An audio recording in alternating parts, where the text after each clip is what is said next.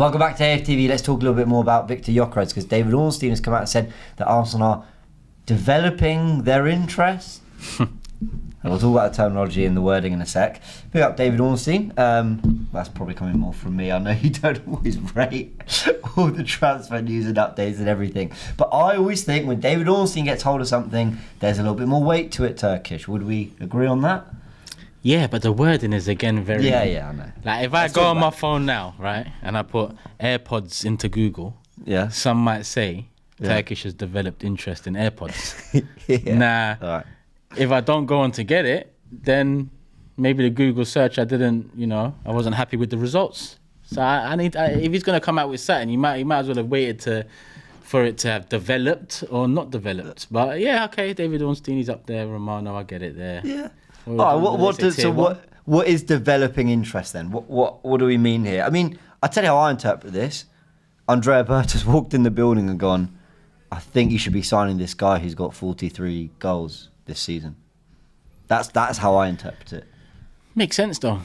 If we're talking about the player, it's himself, then I'm glad that his name is of interest now, because the Isak stuff has been more noise from the fans, and in fact you have people like Ornstein dismissing it, saying it'll be very difficult, and whereas if I look below Isak, because I think Isak is number one, but I also think it's unrealistic considering the work we have to do. I would have given 150 on him last summer because I feel like we was one piece away and he would have been that piece, whereas this summer I feel like we're 3 maybe pieces away. Yeah, I agree. Overall, so spending 150, 130 on one man is what it is. It's not ideal. But Gyokeres, price tag, believed to, is 100 million release clause, 80 million pounds. You look on the market, a lot of people, I'm even seeing people say, he's 26 turning 27. Like there's no sell-on value, and what's the world coming to? Yeah, that's 27 is prime. Yeah, it's prime. I know there's in the last 10, 20 years, the prime has been different for different players, but it still remained the same for players in their late 20s as well. When you look at even the golden generation that are retiring in their 30s now, they were class in their 20s, late 20s. Mm-hmm. So I think it's perfect age, perfect profile, because yes, it's Portuguese league, but how many strikers are banging 20 goals a year in the Premier League that we can go get? Mm-hmm. We've just talked about one. He's not attainable, and there's no one else that we can even entertain. So we've got to look at a striker scoring goals in another league. And every other league, if you go on Twitter, it can be dismissed. Oh, it's this league, it's the Farmers League, that league dead. At the end of the day, we're going to have to get someone from somewhere. So if we're going by the metrics that he's banged goals for years, not just in his league, but internationally and in the Champions League and Europe as well, Gyokeres is top of most of those lists. But also, his numbers, they're not just good. They're not just very good. They're not even world-class numbers. I don't know what tier this set of numbers are, but they're just like, I've never seen anything like it. Okay, no, I have. Messi, Ronaldo, Haaland. But, I mean, look at the names I've had to put out. This guy's got, in his first full season, 43 goals and 15 assists. That was in his first full season across all competitions for Sporting. He's this season played 42 games. Well, he's already got 42 goals. And you can chuck 11 assists on top of that. That's a total of 85 goals and 26 assists in 92 games.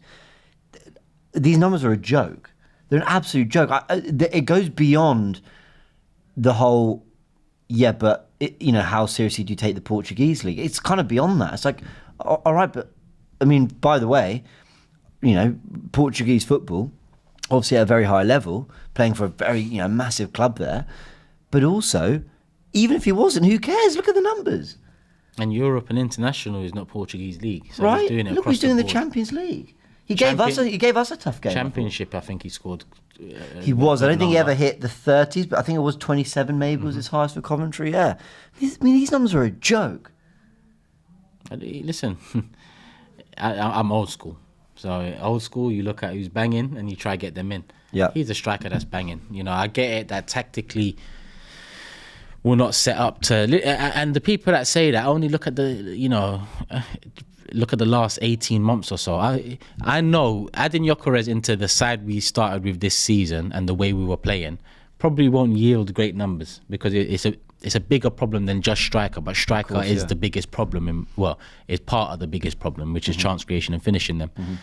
But if you added Gyokeres into the team that finished the 22-23 season, where we was free flowing, we was playing, the wingers were just direct one-on-ones, beating them. Yeah. Then I think you yield great numbers.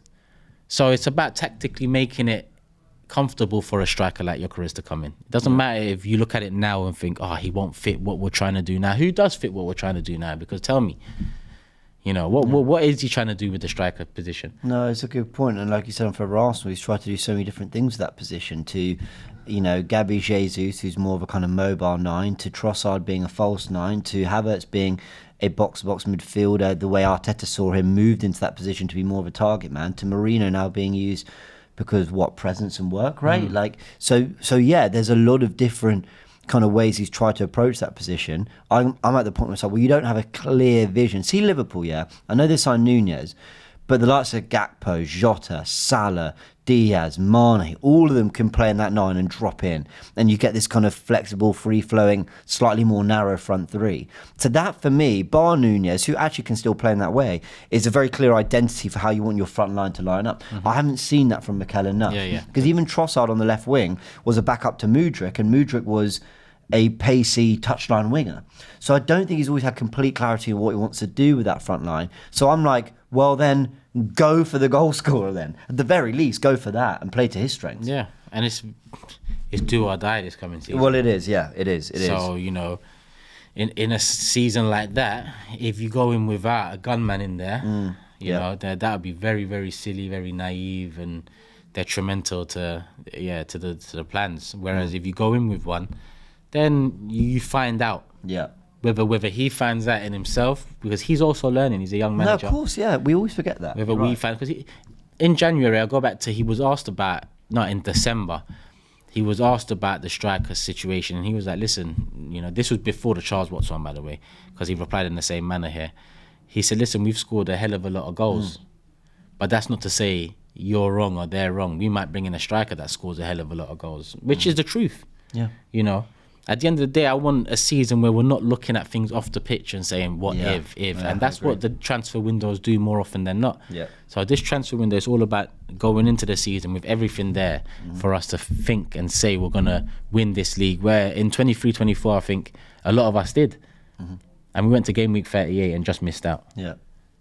In the Emirates era, that's the only season I looked at and thought we could actually do this, even though we had the Havertz signing, in my opinion, which was a madness.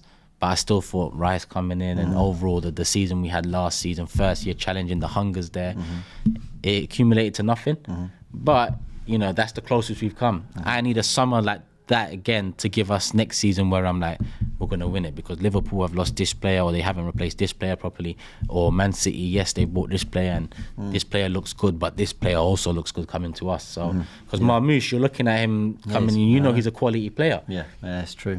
And that they've added goals on top of they needed goals across the front line, but finding it around Haaland, when Haaland's such a dominant person in and around the box, it's difficult. Yeah. But he's come in and bagged goals in a different manner. He's added a different style of goals to Man City. And that's a team that this year fell off from what they was. And we were supposed to. So let's not look at them next season and go, Pep goes and brings them back in their transition season, because we've been in transition 18. How long we been in this stadium? It's 2006. 18, 19, yeah. So 80 of 18 years, we've been in transition probably 15 of those. That's true. Let me ask you very quickly. Well, actually, let me say very quickly that this feels very Berta to me. And look, I keep saying, Berta felt like a club appointment. The Athletic have said that Arteta really wanted Berta. I've no doubt that Arteta wanted someone of his experience and quality, but at the same time, I like that Arsenal are maybe doing things that don't all revolve around one person, aka that being Arteta and the manager. That's not to say you do whatever you want. That's also a very dangerous way to go, where managers are just given players. But I like the idea of someone coming with a different perspective. Now, when you look at Gyokeres, Berta's forwards that he signed at Atletico, I said this on forever, there's something a bit on the nose about them. What I mean by that is, it's there, it's right in front of you. It's like, he scored 40 goals this season. I think maybe we should sign him because I think he can score goals. And sometimes football can be that simple.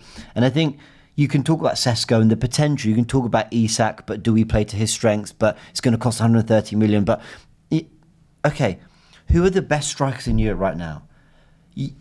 Can you get him? No, okay, can you get him? Okay, can you get... Sometimes just work in that way. Mm-hmm. And honestly, if Bert were Atletico, I think they'd have signed Gyokeres this coming summer. It feels completely Atletico to end, and they might still, by the way, but it completely feels like an Atletico Madrid signing. Yeah. I think there's such a massive outlay on Julian Alvarez, but a player who his stock, whatever people thought of him last season at Man City, his stock went up being at Man City. Yeah, we'll have him. You're not starting every week, or you're kind of behind it. We'll have you. You're brilliant. Boom. I don't know. I like it from that perspective. That do I think he's perfect? I don't know. I'm sure there might be some doubts. Sure, experts might say, yeah, but he doesn't do this or he doesn't do that, whatever. I looked at his defensive numbers. They're appalling. Defensively, shambolic. I don't think he's made a tackle all season. But I don't care. I'd also quite like us to be good in transition and to have more of a poacher threat in the box, have some physicality, have some presence. Also, he seems really confident. Yeah. All of that, I think Arsenal could use in that particular area of the pitch as well. So it's a thumbs up from me if Arsenal do it. Ben Jacobs is saying that there's a deal to be done at 70 million euros, which is about 60 to 65 million pounds. So it's a yes from me. Is it yes from you? Yeah. Well, Arsenal, there you go. Let's develop that interest into a bid and go get it done. If Gyokeres and Zubimendi are in, by early in the summer, a bit like how we did Havertz and Rice and Timber, that would be a really great start to the summer. Great start, yeah. And we can then just look at maybe one or two extra positions, probably three or so, but let's see where we are from then. Let me know your thoughts in the comment section below. Big thanks to Turkish. Obviously, go subscribe to Turkish LDN, the Big Six, and the Gooniverse. And let's know your thoughts in the comment section below. Gyokeres, how much would you pay for him? Will he bang at Arsenal, for want of a better word? And yeah, what do you make of him? Where is he on your list of priority strikers for Arsenal? Catch you very soon.